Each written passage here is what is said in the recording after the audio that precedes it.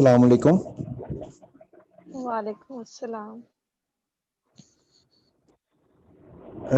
Relation on a set, ये same वही है जैसे हमने रिलेशन पढ़ा था कार्टेशियन प्रोडक्ट का सबसेट। अगर इस तरह लिखा हो कि रिलेशन ऑन ए सेट, इसका मतलब है कि any subset of A cross ए, अगर दो एक सेट लें उसका उसी के साथ कार्टेशियन प्रोडक्ट लें, उसका हमारे पास कार्टेशियन प्रोडक्ट का एक सेट आ जाएगा, उसका कोई भी सबसेट ले लें, उसके एलिमेंट तो हम कंपेयर कर सकते हैं। तो जैसे R1 हमने ले लिया है, A B, A less than B, ये हमारे पास एक रिलेशन आ गया। तो इसी तरह R2 हमने ले लिया ए ग्रेटर देन बी, ये एक रिलेशन है। R4 हमने रिलेशन लेते हैं a less than equal to b. जैसे ये देखें, अब R1 हमने इस तरह का रिलेशन लिया है जिसमें इस तरह के ऑर्डर पेयर आएंगे जिसका पहला एलिमेंट छोटा और दूसरा एलिमेंट बड़ा होगा। जैसे हमारे पास कौन सा रिलेशन आ जाएगा, 1 2 1 3 1 4 2 3 2 4 एंड 3 4। ये हमारे पास एक खास किस्म का रिलेशन आ गया। ये रिलेशन किससे आया, इनइक्वालिटी, ये एक रिलेशन है हमारे पास। अब इसी तरह ग्रेटर देन वाला, जिसका पहला एलिमेंट दूसरे एलिमेंट से बड़ा हो वो आ जाएगा। तीसरे वाला जो R3 है, हमने इस तरह का रिलेशन लिया है जिसमें पहला एलिमेंट दूसरे एलिमेंट के इक्वल हो। अब इसमें इस तरह का रिलेशन लिया है जिसमें पहला एलिमेंट दूसरे एलिमेंट से लेस हो या इक्वल हो। अब इसमें इक्वल टू की भी कंडीशन आ गई है, मतलब 1 1 भी आ जाएगा, 2 2 भी आ जाएगा, 3 3 भी आ जाएगा और 4 4 भी आ जाएगा। अब R6 मैंने इस तरह का रिलेशन बनाया कि A डिवाइड्स B, पहला एलिमेंट दूसरे एलिमेंट को डिवाइड करता होगा। 1 1 आ जाएगा, 1 2 आ जाएगा, 1 3 आ जाएगा, 1 4 आ जाएगा, क्योंकि 1 हर एलिमेंट को डिवाइड करता है। उसके बाद 2 2 को डिवाइड करता है, 2 2 आ जाएगा, 2 4 को भी डिवाइड करता है, 3 3 को डिवाइड करता है और 4 4 को डिवाइड करता है। इस तरह का रिलेशन आ जाएगा।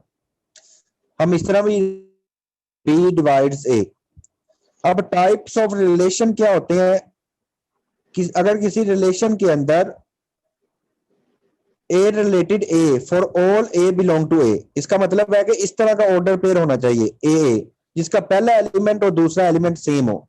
अब इसको कैसे पढ़ते हैं, A रिलेटेड A का मतलब है कि ऑर्डर पेयर इस तरह का, A रिलेटेड विद A, ये ऑर्डर पेयर जिसमें दोनों एलिमेंट सेम है। अगर जितने भी A के एलिमेंट है उसमें सारे सेम एलिमेंट आ जाए, इसका मतलब ये रिलेशन जो है वो रिफ्लेक्सिव होगा। जैसे ये वाला रिलेशन हमने ऊपर डिफाइन किया था, R4 देख लेते हैं। A सेट हमें पता है 1 2 3 4 है। अब इसके अंदर 1 1 भी है, 2 2 भी है, 3 3 भी है और 4 4 भी है। इसका मतलब है कि ये वाला जो रिफ्लेक्सिव होगा। अब इसी तरह सिमेट्रिक रिलेशन क्या होता है, अगर A रिलेटेड B है implies that B related A भी होना चाहिए। अगर A B belong to R करता है तो B A भी R को बिलोंग करना चाहिए। ठीक हो गया हर एलिमेंट के लिए।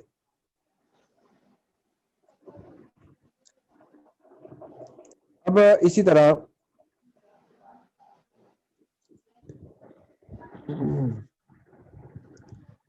ट्रांजिटिव रिलेशन क्या होता है, अगर A रिलेटेड B है एंड B रिलेटेड C है तो हम इस तरह भी होना चाहिए कि A रिलेटेड विद C। अगर ये वाला रिलेशन होता है तो हम इसको कहते हैं transitive. A related B and B related C implies that A related with C। अब रिलेशन की तो और भी बड़ी टाइप्स होती हैं, लेकिन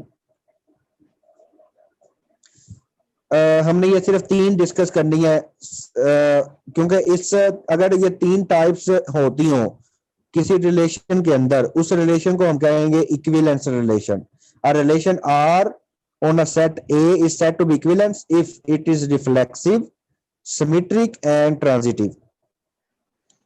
अब एक रिलेशन है हमारे पास कांग्रुएंस रिलेशन।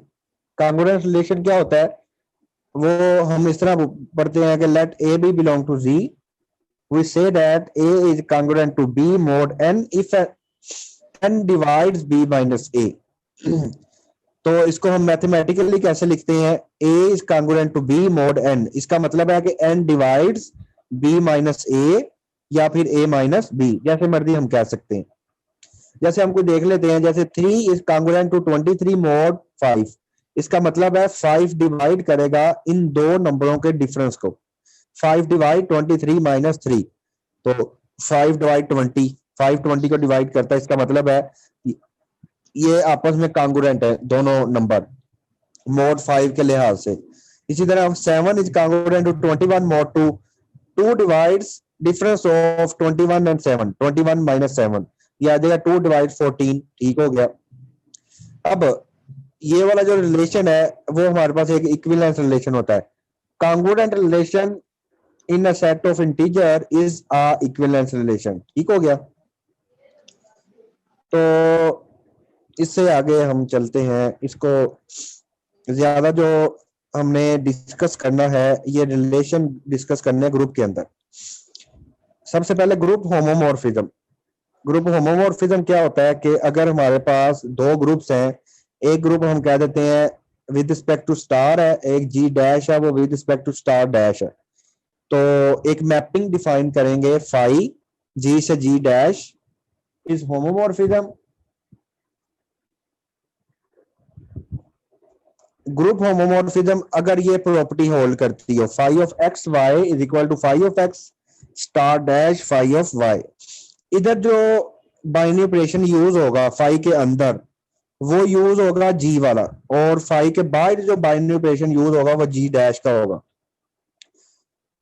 अब इसके बाद एपीमॉर्फिज्म। एपीमॉर्फिज्म क्या होता है, अगर हमारे पास कोई होमोमॉर्फिज्म मैपिंग है, होमोमॉर्फिज्म मैपिंग का मतलब है एक ग्रुप से दूसरे ग्रुप की तरफ एक अगर मैपिंग है होमोमॉर्फिज्म, अगर ये मैपिंग साथ में ऑन टू भी हो, ऑन टू हमने रिलेशन जो पीछे पढ़ा था फंक्शन और उसकी टाइप्स, उसमें हमने ऑन टू पढ़ा था। अगर एक फंक्शन है, एक रिलेशन है एक ग्रुप से दूसरे ग्रुप की तरफ, अगर वो ऑन टू भी है उसको हम कहेंगे एपीमॉर्फिज्म। मोनोमॉर्फिज्म क्या होता है, अगर कोई हमारे पास फंक्शन है फाई होमोमॉर्फिज्म, अगर वो 1 1 हो तो उसको हम कहेंगे मोनोमॉर्फिज्म। अब इसी तरह अगर कोई हमारे पास रिलेशन है जो बाइजेक्टिव है, 1 1 भी है और ऑन टू भी है, इस तरह के रिलेशन को हम कहेंगे आइसोमॉर्फिज्म। अगर सबसे पहले होमोमॉर्फिज्म होना चाहिए, होमोमॉर्फिज्म के साथ 1 1 भी हो और ऑन टू भी हो, उसको हम कहेंगे आइसोमॉर्फिज्म। अब दो ग्रुप्स के दरमियान में अगर एक मैपिंग मिल जाए जो आइसोमॉर्फिक है, उन दो ग्रुप्स को हम कहते हैं the two groups are isomorphic to each other. जैसे कुछ हमने मेंशन की है, phi R positive real number, positive real number से रियल नंबर पे एक मैपिंग मैंने डिफाइन की है, phi of x is equal to log of x. अब जो पॉजिटिव रियल नंबर है वो with respect to multiplication group ले लिए हैं, और ये जो रियल नंबर है ये विद रिस्पेक्ट टू एडिशन ले लिया है। अब अगर दो एलिमेंट मल्टीप्लाई करके उस पर फाई ऑपरेट करेंगे तो फाई मैपिंग हमारे पास ये है, तो phi of X dot Y किसके इक्वल आ जाएगा, log of X dot Y. और अगर log के अंदर दो एलिमेंट है वो मल्टीप्लाई हो रहा है तो उसको log अलग अलग कर देंगे और दरमियान में प्लस आ जाएगा, ये phi of X plus phi of Y. log of X किसके इक्वल आ जाएगा, इसके मुताबिक फाई ऑफ एक्स के, log ऑफ वाई आ जाएगा फाई ऑफ वाई के। अब देखें ये ग्रुप था विद रिस्पेक्ट टू मल्टीप्लीकेशन, तो फाई के अंदर जो ऑपरेशन है वो मल्टीप्लीकेशन आया है। ये ग्रुप लिया था विद रिस्पेक्ट टू एडिशन, तो इधर ऑपरेशन एडिशन आया है। इसी तरह हम ये भी ले सकते हैं f of x is equal to e की पावर एक्स, ये हमारे पास होमोमॉर्फिज्म मैपिंग है सारी। अब हम एक मैपिंग डिफाइन करते हैं, फाई मैपिंग हमने डिफाइन किया, साई क्या देते हैं, सेट ऑफ इंटीजर से Z6 पे हम इस तरह डिफाइन करते हैं, साई ऑफ n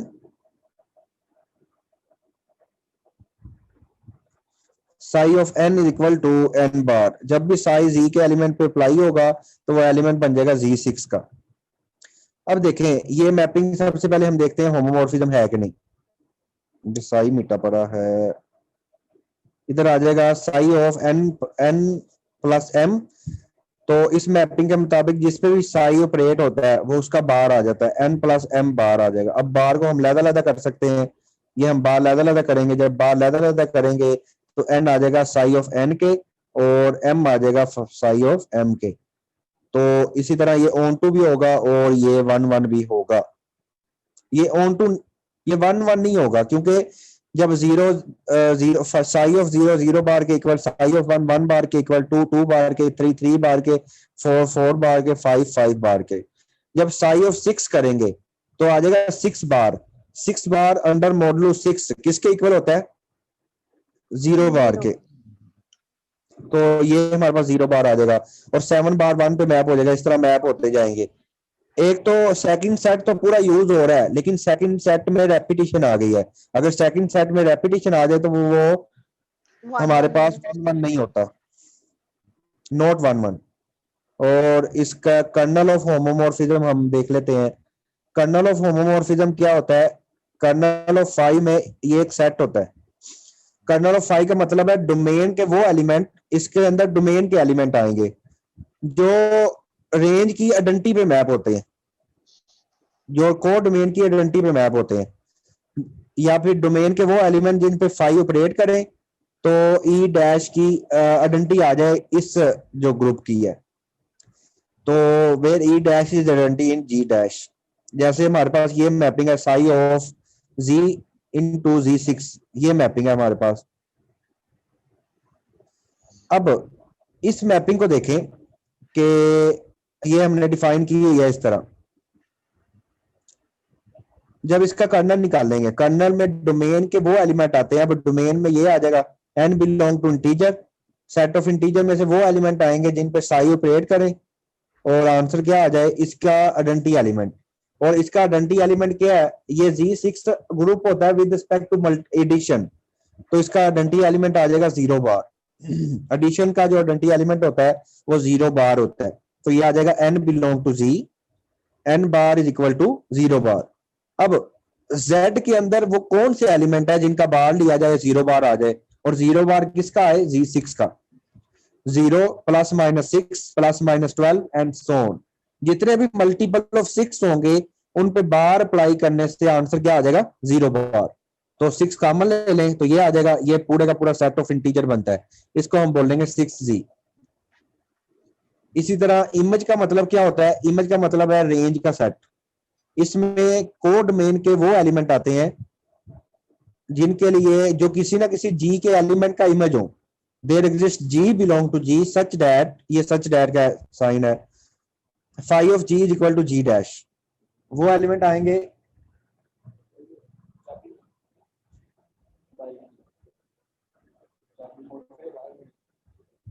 इसमें, वो एलिमेंट आएंगे जो किसी ना किसी एलिमेंट पे मैप हो। इसको सेट ऑफ इमेजेस भी बोलते हैं, इसको हम रेंज का सेट भी बोलते हैं, या इसको हम ऐसे भी लिख सकते हैं, इस तरह भी लिख सकते हैं, रेंज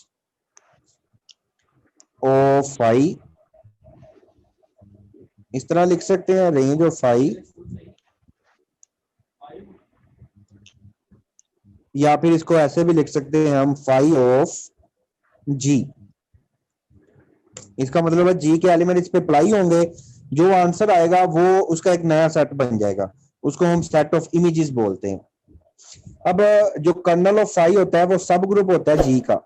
अब अगर हमारे पास मैपिंग है जी से G dash, colonel of phi में किसके एलिमेंट आते हैं? इस ग्रुप के, फर्स्ट ग्रुप के। तो कर्नल ऑफ फाई ये सब ग्रुप होगा इसका, और जो इमेज होगा वो इसका सब ग्रुप होगा, जो रेंज होगी। तो इसमें हमने यही प्रूव करना है कि kernel of phi is a subgroup of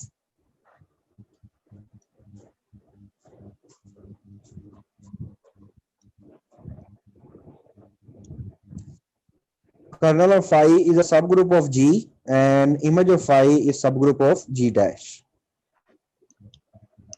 उसके बाद अब रिमार्क है एक, अगर हमारे पास कोई भी मैपिंग है होमोमॉर्फिज्म जो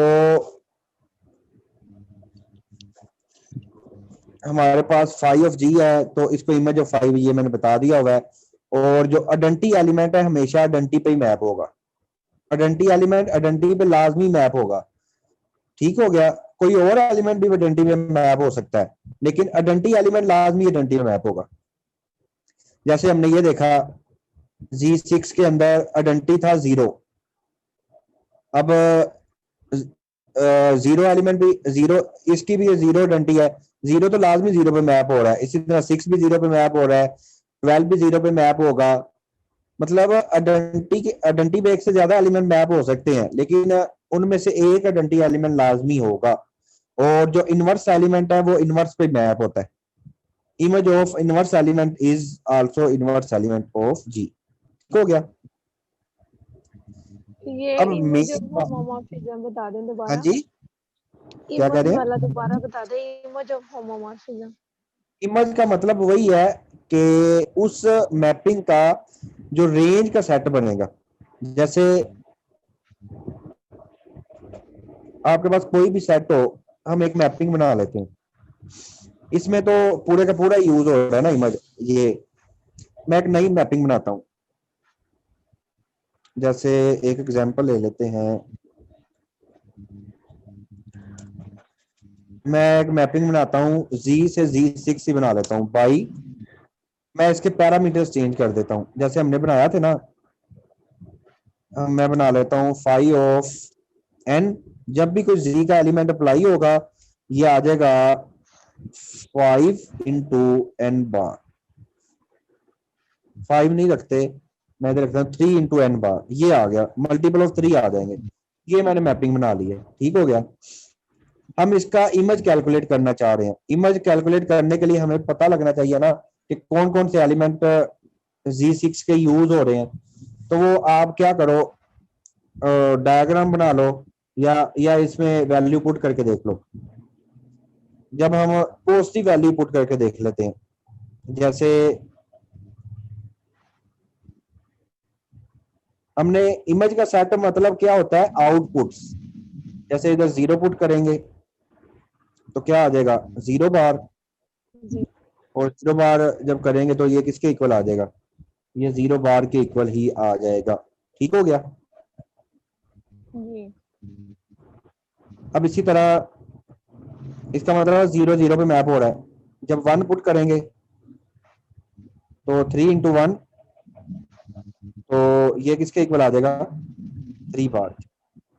अब इसी तरह जब 2 पुट करेंगे तो ये आ जाएगा 3 इंटू 2, 3 इंटू 2 कितना हो गया, 6 आएगा, 6, 0 ही आ जाएगा। 0 आ जाएगा। अब इसी तरह जब हम 3 पुट करेंगे तो 3 इंटू 3 9, 9 किसके इक्वल आ गया, 3 बार, 3 सॉरी। बार के इक्वल आ ये।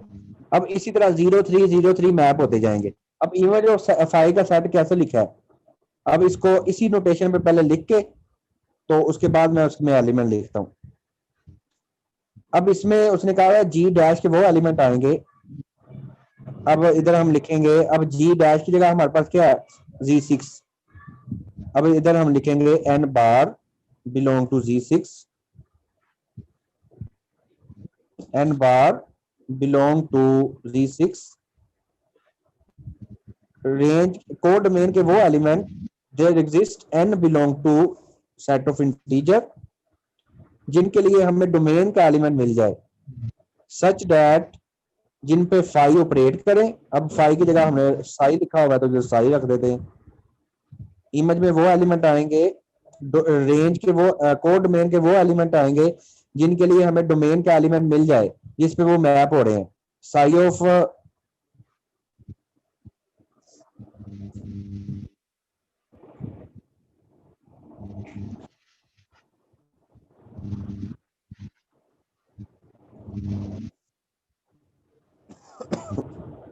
Sai of n is equal to n bar, ये हमारे पास आ गया। ठीक हो गया। तो अब देखें साई ऑफ एन किसके इक्वल है, इसको हम ऐसे लिखेंगे, सॉरी ये आ जाएगा 3n, ये आ जाएगा। अब देखें, अब कितने ऐसे एलिमेंट आपको मिल रहे हैं जिनके इमेजेस हैं। एक तो 0 बार का 0 बार किसी ना किसी का इमेज है, और या 3 बार किसी का इमेज है इस मैपिंग के मुताबिक। बाकी एलिमेंट तो 1 बार तो किसी का इमेज नहीं है, 2 बार तो किसी का इमेज नहीं है, तो इसमें कौन कौन से एलिमेंट आ जाएंगे, एक तो 0 बार आ जाएगा और एक क्या आ जाएगा, टी बार। ठीक हो गया। जी ये हमारे पास सेट ऑफ इमेजेस आ गया। अगर मैपिंग ऑन टू होगी तो सेट ऑफ इमेजेस इसी के इक्वल होगा। इसको हम ऐसे भी लिख सकते हैं, इसको हम लिख सकते हैं psi of G, psi of C. ठीक हो गया। एन की जो इसके मर्जी बाद वैल्यू पुट करें, आंसर 0 और 3 आएगा। हाँ जी, ठीक है। इसकी इमेज रेंज के जो एलिमेंट है वो 0 3 आ रहे हैं। इमेज ऑफ फाइव का मतलब यही है, रेंज का सेट। ठीक तो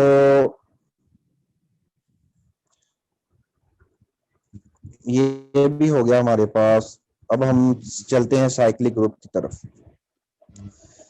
साइक्लिक ग्रुप, साइक्लिक ग्रुप क्या होता है? साइक्लिक ग्रुप ऐसा ग्रुप जो एक एलिमेंट से जनरेट हो। अब इसको हम, कोई भी साइक्लिक ग्रुप है जी, तो इस तरह लिखते हैं, G the cyclic group generated by a such that a की power n is equal to identity. इसका मतलब क्या होगा? ए की पावर एन आइडेंटिटी का मतलब है कि ए की पावर 1, ए की पावर 2, सो ऑन ए की पावर एन तक वो आइडेंटिटी के इक्वल आएगा। ये तो डेफिनेशन है with respect to multiplication.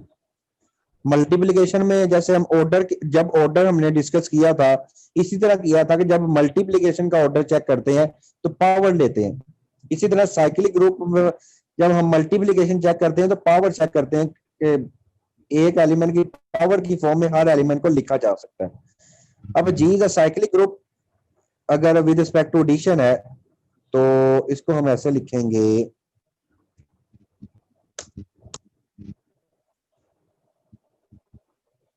A such that n a is equal to ई।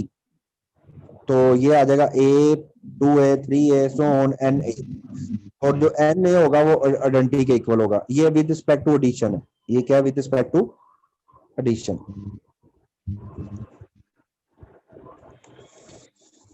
अब जैसे हमारे पास, हम इसकी एग्जांपल देखते हैं पहले मल्टीप्लिकेशन की। G is a cyclic group generated by iota with respect to multiplication.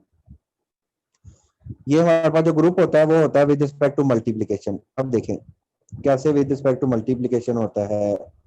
जैसे आयोटा का ऑर्डर है 4, हम लिख देते हैं cyclic group generated by iota. इसका हर एलिमेंट को हम ऐसे लिख सकते हैं, आयोटा की पावर 1, आयोटा की पावर 2, आयोटा की पावर 3, आयोटा की पावर 4। इस ग्रुप के हर एलिमेंट को हम आयोटा की पावर की फॉर्म में रिप्रेजेंट कर सकते हैं। तो इसका मतलब क्या होगा? आयोटा इसका जनरेटर है, तो ये एक साइक्लिक ग्रुप है। अब इसी तरह अगर कोई भी ग्रुप है, उसका जनरेटर, अगर कोई भी जनरेटर है तो उसका जो इनवर्स एलिमेंट होगा वो भी उसका लाजमी जनरेटर होगा।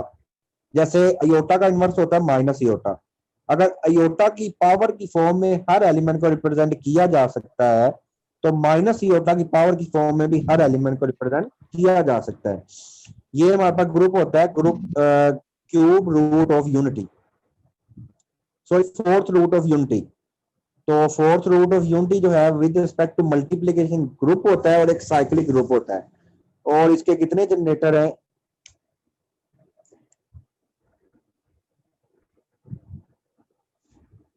इधर एमसीक्यू लिख लेते हैं। इसको हम जनरली तौर पे रिप्रेजेंट करते हैं C4 से। C4 का मतलब है fourth root of unity. C3 का मतलब होगा set of cube root of unity. The number of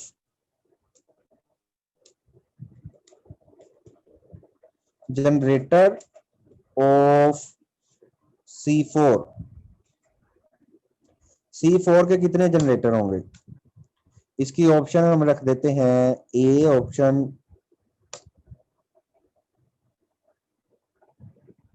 A option हम रख देते हैं 1,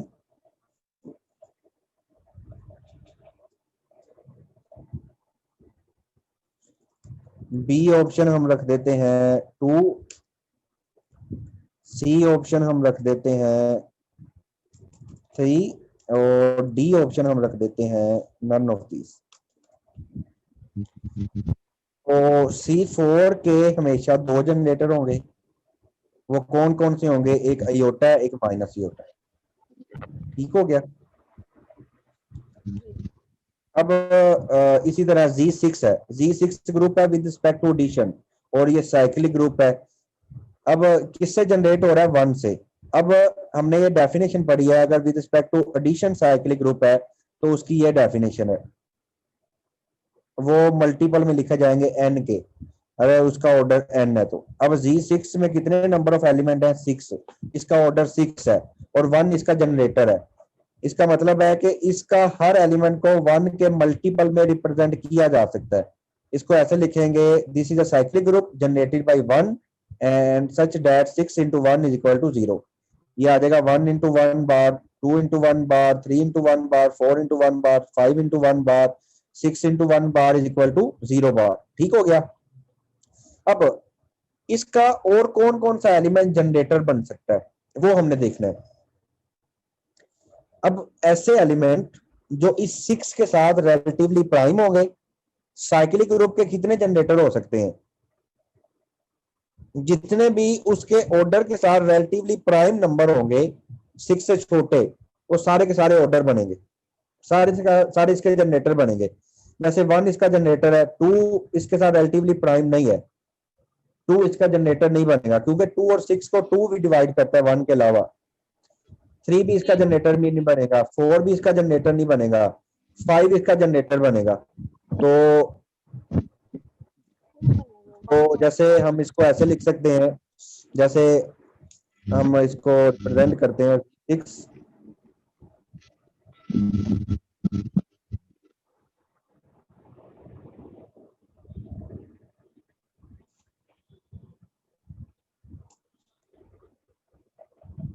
Z6 को हम ऐसे भी रिप्रेजेंट कर सकते हैं, जनरेटेड बाय 5 बार। इसको हम पूरे को लिख लेते हैं,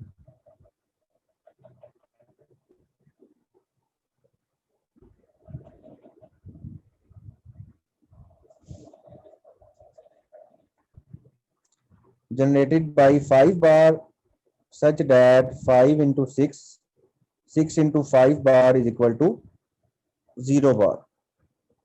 अब इसका मतलब है कि इस ग्रुप के हर एलिमेंट को हम 5 के मल्टीपल में लिख सकते हैं, 1 into 5, 2 into 5, sorry 2 into 5, 3 into 5, 4 into 5, 5 into 5 and 6 into 5। 2 के 0 के पार के इक्वल आ जाएगा, ये इसका जनरेटर है। अब साइक्लिक ग्रुप के कितने जनरेटर हो सकते हैं वो भी हम निकाल लेते हैं। Generally Zn is cyclic group generated by 1, ये 1 बार से जनरेट होता है कोई भी। तो जो सेट ऑफ इंटीजर है वो भी एक साइक्लिक ग्रुप है, वो भी 1 से जनरेट होता है। ये इनफाइनाइट साइक्लिक ग्रुप है।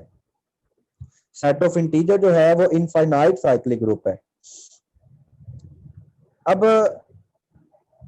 नंबर ऑफ जनरेटर हम इधर लिखते हैं कि किसी भी फाइनाइट साइक्लिक ग्रुप के जनरेटर हम कैसे फाइंड आउट कर सकते हैं। नंबर ऑफ जनरेटर हमें पूछा गया है कि इसके कितने एलिमेंट इसके जनरेटर बनेंगे, कि how many number of generator of cyclic group of order 10। तो उसका सिंपल सा फॉर्मूला है, number of generator, number of generator of cyclic group of order n which is equal to, किसके इक्वल होगा? ये इक्वल आएगा फाइव ऑफ एन के। ये है हमारे पास five function, Euler five function जो हमने पढ़ा है। फाइव ऑफ एन निकालेंगे तो नंबर ऑफ साइक्लिक ग्रुप के जनरेटर आ जाएंगे। ठीक हो गया।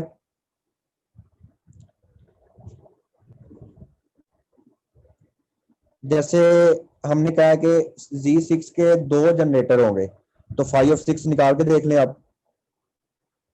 तो ये इसको हम बोल्ड कर लेते हैं थोड़ा सा। ये नंबर ऑफ जनरेटर निकालने का फॉर्मूला है। अब नंबर ऑफ जनरेटर, अब हम इधर लिखते हैं number of generator of cyclic group of order 6, वो किसके इक्वल होगा? वो इक्वल होगा 5 ऑफ 6। अब इसका भी आइलर 5 फंक्शन अगर फाइंड आउट करना है तो कैसे करते हैं? अब इस प्राइम फैक्टराइजेशन करते हैं। तो इसको क्या लिखेंगे? 5 ऑफ 2 मल्टीप्लाई बाई 3, तो इन दोनों में 5 अलग अलग करेंगे तो ये आ जाएगा which is equal to 5 of 2 and 5 of 3। अब 5 ऑफ 2 किसके इक्वल है? और 1 माइनस 2 की पावर 0, ये 1 के इक्वल है। 3 की पावर 1, ये हमारे पास आ गया इक्वल 5 ऑफ 3, ये हमारे पास हमने 2 ही जनरेटर लिखे थे।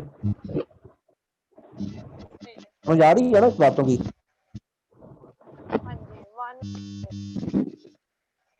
हाँ जी, निकले थे ना, और यहाँ भी 2 ही आंसर। मुझे आपकी आवाज की समझ नहीं आ रही। 2 जनरेटर ही निकले थे हमारे 1 और 5, और यहाँ आंसर भी 2 ही हाँ है। जी। अब नंबर ऑफ जनरेटर किसी भी साइक्लिक ग्रुप के पता करने हो तो जैसे हम पता कर लेते हैं, एमसीक्यू बना लेते हैं, ज्यादा अच्छा रहेगा।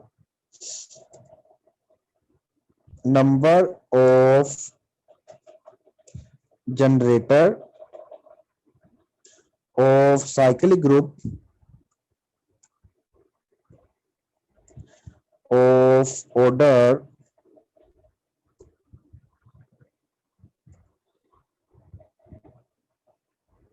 हम क्या देते हैं, ऑर्डर 15, ये क्या देते हैं, इसके कितने जनरेटर होंगे? तो इसका एक ऑप्शन हम रखते हैं, ऑप्शन नंबर ए है हमारे पास 2,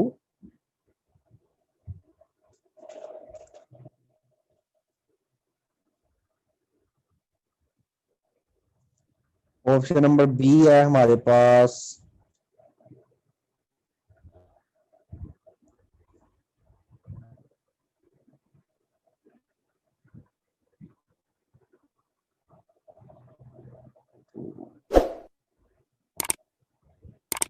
2, इस तरह ही हम रख लेते हैं। ऑप्शन ए है हमारे पास 2, ऑप्शन बी है हमारे पास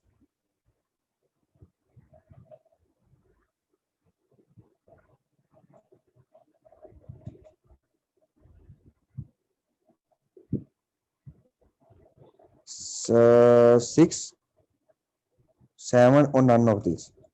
अब हमने इसके जनरेटर फाइंड आउट करने हैं। कैसे फाइंड आउट करेंगे? हम आइलर 5 फंक्शन से तो 5 ऑफ 15 फाइंड करेंगे। 5 ऑफ 15 किसके इक्वल होगा? इसकी प्राइम फैक्टराइजेशन 15 को 3 मल्टीप्लाई बाई 5 लिखेंगे, या 5 मल्टीप्लाई बाई 3, ये आ जाएगा 5 ऑफ 5 एंड 5 ऑफ 3। अब 5 ऑफ 5 किसके इक्वल होता है? 4 के इक्वल, और 5 ऑफ 3 होता है हमारे पास 2 के इक्वल। ये हमारे पास आंसर कितना आ जाएगा? 8। ऑर्डर 15 वाले साइक्लिक ग्रुप में 15 जनरेटर होंगे। ठीक हो गया। अब वो वाला जो आपने पूछा था एक, उसको हम देख लेते हैं। वो ऑर्डर 17 का साइक्लिक ग्रुप था। इधर हम सिंपल ले लेते हैं, ऑर्डर 17 का जो साइक्लिक ग्रुप होगा उसमें कितने जनरेटर होंगे, 1, 17, 16 एंड नन ऑफ दिस। अब ये आ जाएगा 17 एक प्राइम नंबर है, तो प्राइम नंबर को तो डायरेक्ट ही हम देख लेते हैं। कैसे आएगा, 17 की पावर 1 माइनस 17 की पावर 0, तो वो आ जाएगा हमारे पास 16। 16 है। ठीक हो गया। इसका मतलब क्या हुआ, इसका मतलब आगे हम पॉइंट बनाते हैं तो आगे लिखते हैं सारा कुछ। अब अगर ए कोई भी जनरेटर है तो उसका इनवर्स भी लाजमी जनरेटर होगा। Order of cyclic group and its generator are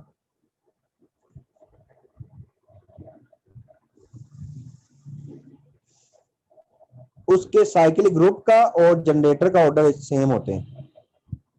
every cyclic group has at least 2 generator. कोई भी साइक्लिक ग्रुप होगा उसके एटलीस्ट 2 जनरेटर होंगे, ए और a inverse. The group identity is trivially cyclic. जो आइडेंटिटी एलिमेंट वाला होता है वो लाजमी साइक्लिक होता है। अब इसके साथ हमारे पास एक पॉइंट हम लिखते हैं, number of generator if order of group is prime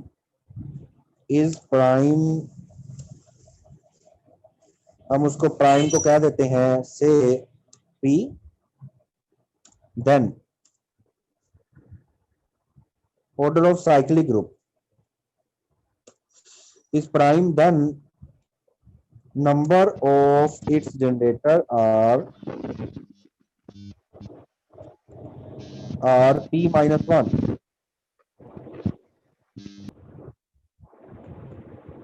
अगर कोई प्राइम नंबर है उसके जो जनरेटर होंगे p माइनस 1 होंगे। जैसे अभी हमने देखा है 17 एक प्राइम नंबर था, कितना निकला 16। अब आपको अगर कोई प्राइम नंबर आ जाए उसका 5 भी निकालने की जरूरत नहीं है। ऑर्डर 23 कितने होंगे,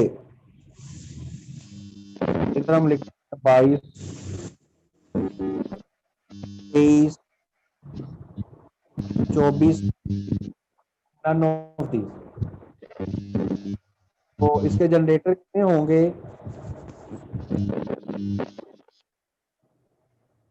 23 एक प्राइम नंबर है तो इसके जनरेटर हमारे पास आ जाएंगे 22। तो ये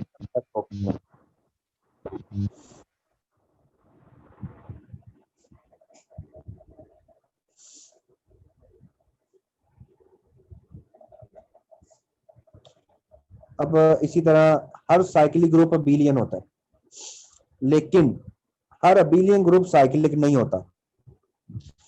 हमारे पास V4 है, ये एक अबीलियन ग्रुप है लेकिन साइक्लिक नहीं है। लेकिन हर साइक्लिक ग्रुप क्या होगा, अबीलियन होगा। हर सब ग्रुप साइक्लिक ग्रुप का साइक्लिक होता है। कोई भी साइक्लिक ग्रुप लें उसका एक सब ग्रुप जो भी होगा वो भी लाजमी साइक्लिक होगा। अगर ए और बी सेट ऑफ इंटीजर के एलिमेंट हैं, एक और if A B belong to R relatively prime, there exists x y belong to z such that ax plus by is equal to 1। ये एक पॉइंट था जरूरत। अच्छा जी, अब वो कहता है कि अगर a की पावर n आइडेंटिटी के इक्वल है और k n के रिलेटिवली प्राइम है तो a की पावर k भी उसका जनरेटर होगा। यही बात हमने डिस्कस की है कि अगर कोई भी साइक्लिक ग्रुप है उसके जनरेटर कितने होंगे, जितने उसके रिलेटिवली प्राइम नंबर होंगे। अब एक नंबर है जैसे a की पावर k कोई हमारे पास एलिमेंट है, वो जनरेटर कब होगा, जब उसकी पावर ग्रुप के ऑर्डर के साथ रिलेटिवली प्राइम होगी। जैसे हम एग्जांपल देखते हैं, एक ग्रुप है लेट्स सपोज जिसका ऑर्डर है 16,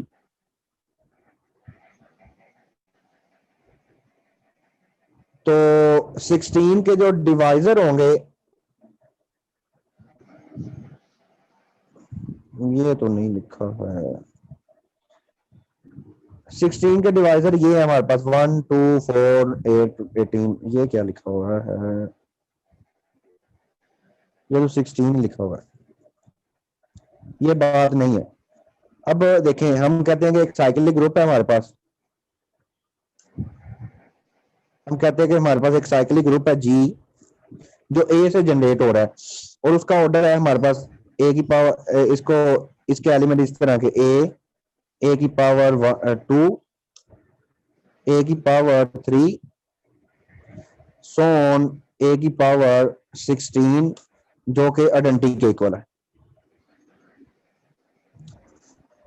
हम कहते हैं कि ये साइक्लिक ग्रुप है, ए से जनरेट हो रहा है, और इसकी मतलब इसका ऑर्डर 16 है। अब हमने देखना है कि ए की कौन, ए तो जनरेटर है ही है इसका, इसके अलावा कौन से जनरेटर बनेंगे। 16 के जनरेटर कितने हो सकते हैं, 5 ऑफ 16, वो तो हम देख लेते हैं। जनरेटर ऑफ जी कितने होंगे, वो हम उसका 5 निकाल लेंगे। तो कौन कौन से जनरेटर हो सकते हैं, अब जैसे हम कहेंगे क्या ए की पावर 2 जनरेटर हो सकता है। अब हमने देखना है कि क्या एक जो पावर है ए की पावर 2 और जी का ऑर्डर रिलेटिवली प्राइम है, जी का ऑर्डर है 16, क्या 2 और 16 रिलेटिवली प्राइम है। अगर तो ये रिलेटिवली प्राइम है तो ये ए की पावर 2 जनरेटर बनेगा, अगर रिलेटिवली प्राइम नहीं है तो ए की पावर 2 जनरेटर नहीं बनेगा। अब 2 और 16 रिलेटिवली प्राइम तो नहीं है, तो ए की पावर 2 जनरेटर नहीं बन सकता। ए की पावर 3 और 16 रिलेटिवली प्राइम है, ए की पावर 3 भी और जी इसका जनरेटर बनेगा, ए की पावर 5 भी जनरेटर बनेगा, ए की पावर 7 भी जनरेटर बनेगा, एंड सो ऑन। ठीक हो गया, नंबर ऑफ जनरेटर पता लग गए, जनरेटर कौन कौन से हो सकते हैं वो भी पता लग गए जिनकी पावर रिलेटिवली प्राइम होती है।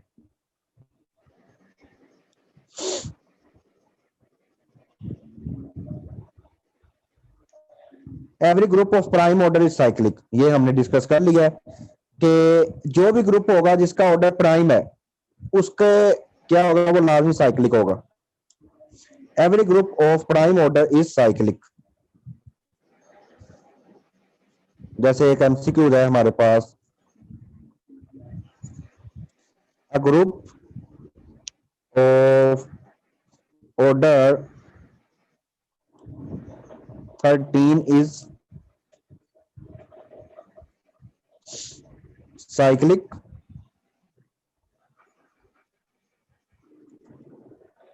abelian,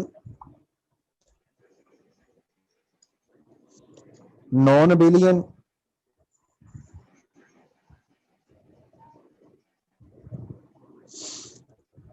none of these। कौन सा ऑप्शन होगा, साइक्लिक। साइक्लिक। अबेलियन नहीं हो सकता क्योंकि जो साइक्लिक है वो अबेलियन होगा, लेकिन अबेलियन साइक्लिक नहीं होगा, तो इसका ऑप्शन आएगा साइक्लिक, क्योंकि 13 प्राइम है तो ये साइक्लिक होगा। हमने अगर किसी ग्रुप को साइक्लिक प्रूव करना है हाँ जी, तो उसको हम प्रूव मतलब करेंगे कि उसका हर abelian एलिमेंट के लिए एक एलिमेंट की पावर की फॉर्म में लिखा जा सकता है। उसके तमाम एलिमेंट किसी एक नंबर की पावर में होंगे तो अगर विद ठीक रिस्पेक्ट टू मल्टीप्लिकेशन है तो पावर में लिखा जाएगा, अगर विद रिस्पेक्ट टू एडिशन है तो मल्टीपल जी, में लिखा जाएगा। तो मल्टीप्लाई और में। अगर हमें ग्रुप दे दिया गया कि वो उसका जी ऑर्डर प्राइम है, उसको प्रूव करो साइक्लिक है, तो उसको प्रूव करने की जरूरत ही नहीं है। जी अगर हमारे पास एक मैपिंग है जी से जी डैश, अगर जी साइक्लिक होगा तो हम ये नहीं कह सकते कि जी डैश भी साइक्लिक होगा, हम ये कह सकते हैं कि जो फाई ऑफ जी होगा, जो इस मैपिंग का इमेज होगा, वो लाजमी साइक्लिक होगा। अगर जी साइक्लिक है, जैसे लेट्स सपोज ये जी है और ये जी डैश है, ये हमारे पास जी डैश है।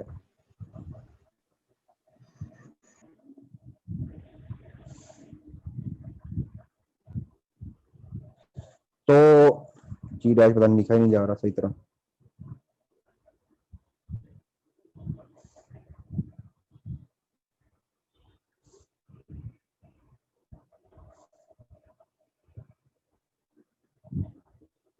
चलो हम इसको मान लेते हैं ये जी डैश है, तो ये छोटा सा ही हो गया।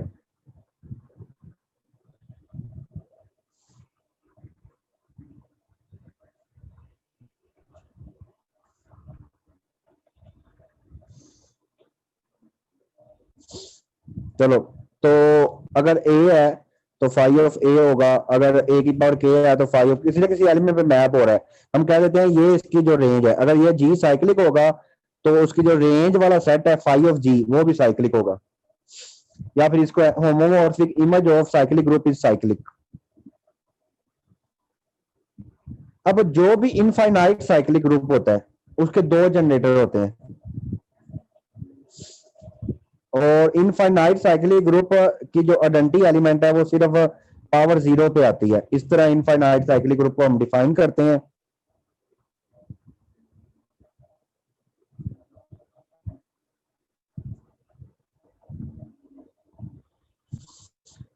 तो इसका तो प्रूफ की जरूरत नहीं है।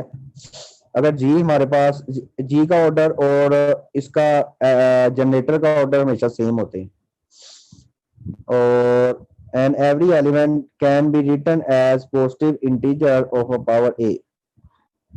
पॉजिटिव इंटीजर पावर मतलब अगर जी एक साइक्लिक ग्रुप है जनरेटेड बाय ए, इसका मतलब है उसका हर एलिमेंट ए की पावर की फॉर्म में लिखा जा सकता है। अगर जी इनफाइनाइट है तो जी का ऑर्डर और उसके जनरेटर का ऑर्डर इनफाइनाइट होगा, और आइडेंटिटी किस पे आएगा, ए की पावर जीरो पे। Every element of G can be written as integer of power of a, ये तो हमने पहले कह दिया। if G has infinite cyclic order generated by A and A inverse are, उसके A और A इनवर्स सिर्फ जनरेटर होंगे। इनफाइनाइट साइक्लिक ग्रुप के सिर्फ दो जनरेटर होते हैं, एक A और एक A inverse.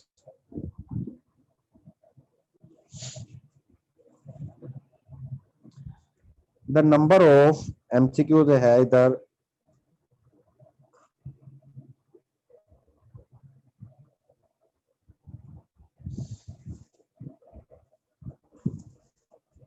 the number of generator of infinite cyclic group are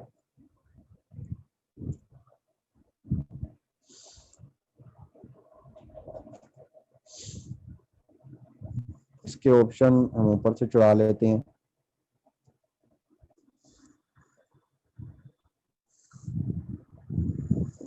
कहां पे हम सिक्योर गए, ये आ गए।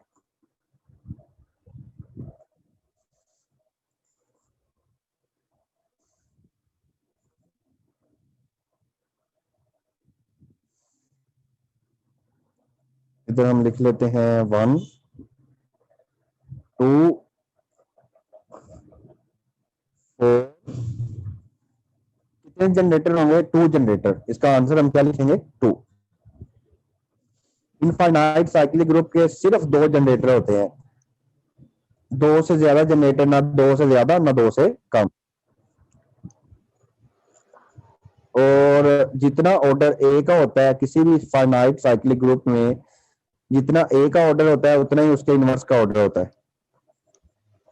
ये बात याद रखनी है, जितना ए का ऑर्डर होता है उतना ही उसके इनवर्स का ऑर्डर होता है। अब कोई भी 2 साइक्लिक ग्रुप ले लें, वो आपस में आइसोमॉर्फिक होंगे।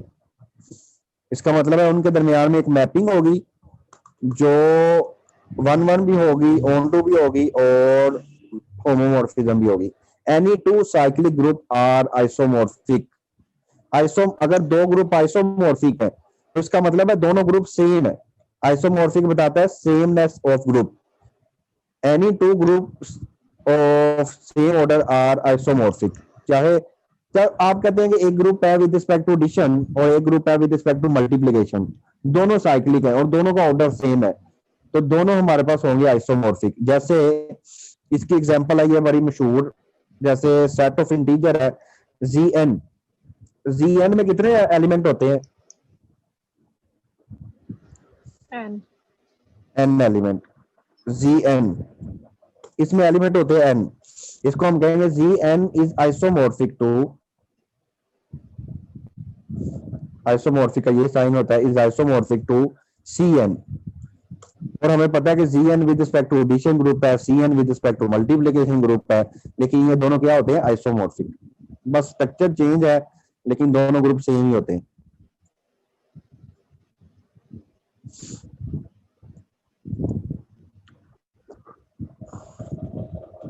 इसके प्रूफ की तो हमें जरूरत नहीं है, ये भी इतना अहम नहीं है।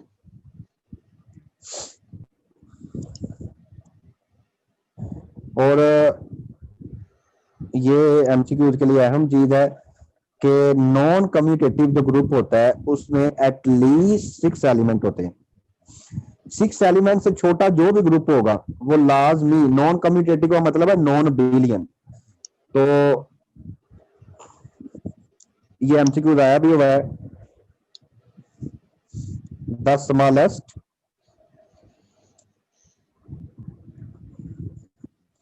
Non billion group of order dash. इसके ऑप्शन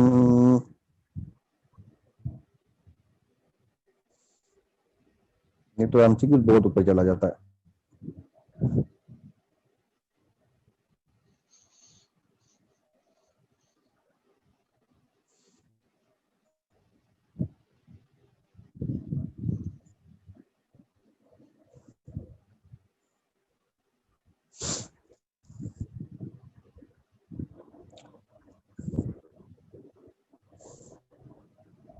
ये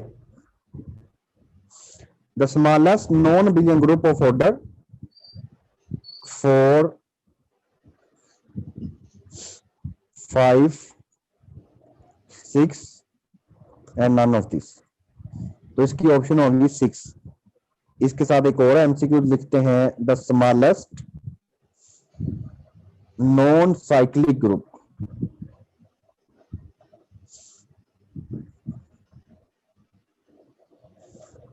ऑफ ऑर्डर। सबसे छोटा नॉन साइक्लिक ग्रुप किस ऑर्डर का होगा? 4 का 4 ऑर्डर का। ये पहले भी हमने डिस्कस, V4। जी।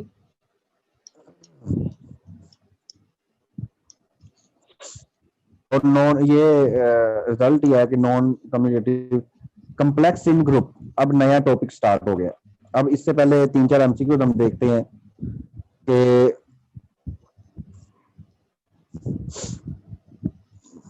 एमसीक्यूज है, ये सारी चीजें हमने पहले देखी हुई हैं, अब सिर्फ एमसीक्यू बना के देखेंगे। Let G be a cyclic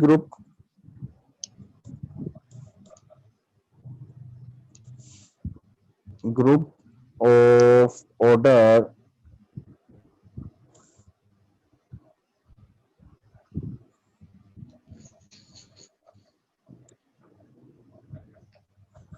of order 60, then cyclic group generated by A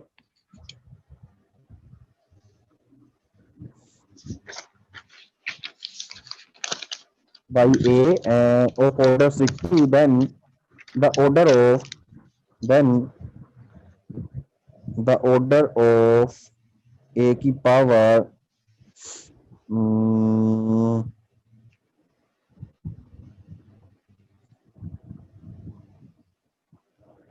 ए की पावर हम ले लेते हैं 22 इज इक्वल टू, किसके इक्वल होगा इसका ऑर्डर? इसके ऑप्शन हम बना लेते हैं,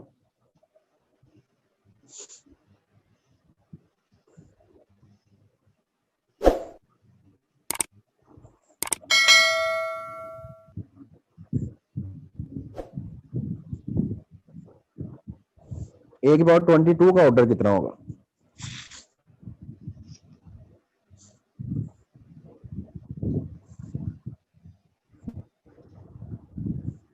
अब ये वाला हमने पढ़ा नहीं था कि 30 अगर आएगा जी, कितना होगा?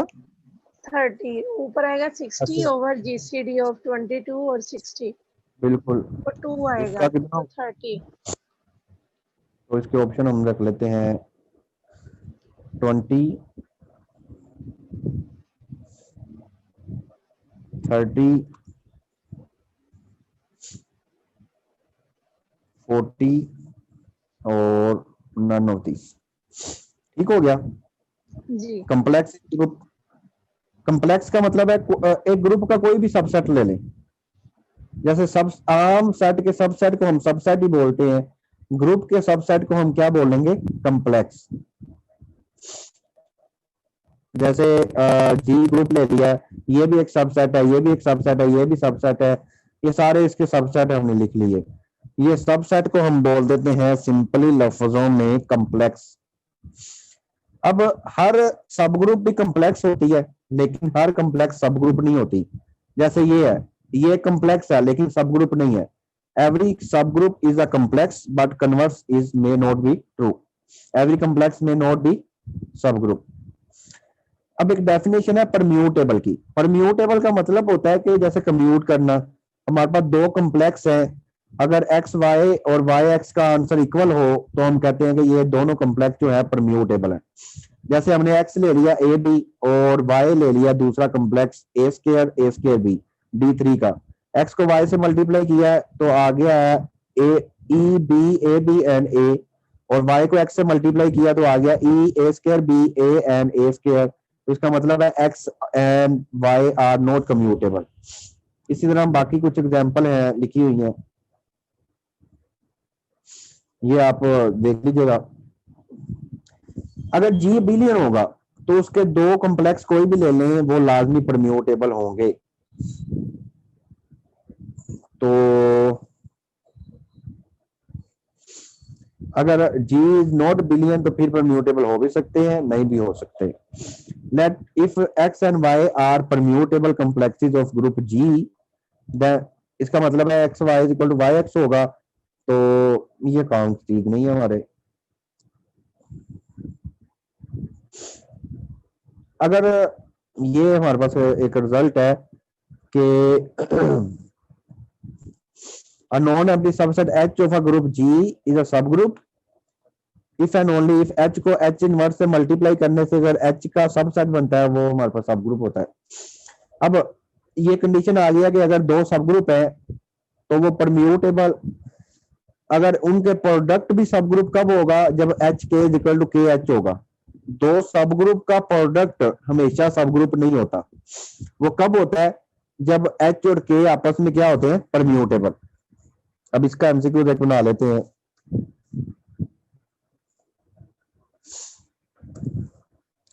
Let H and the product of two subgroups,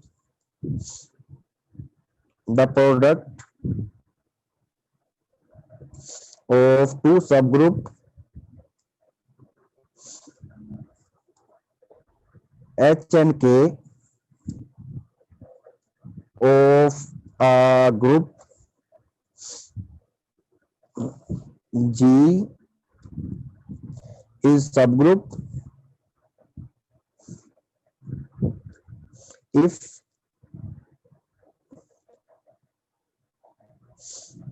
A option है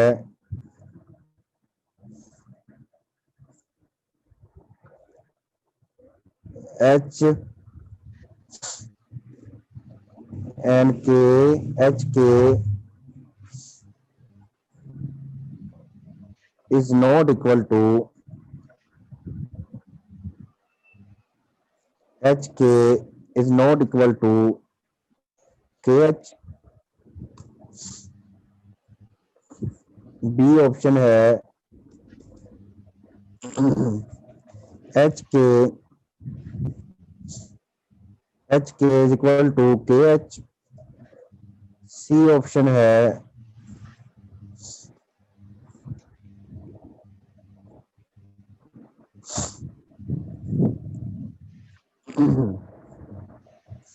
नोट सब ग्रुप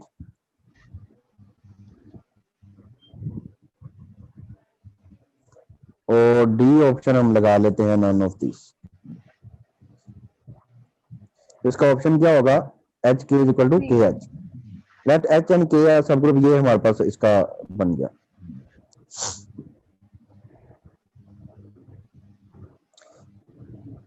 अब उसके बाद हम नॉर्मलाइजर डिफाइन करेंगे, सेंट्रलाइजर डिफाइन करेंगे और सेंटर डिफाइन करेंगे। इसको हम कल देखेंगे, ठीक है।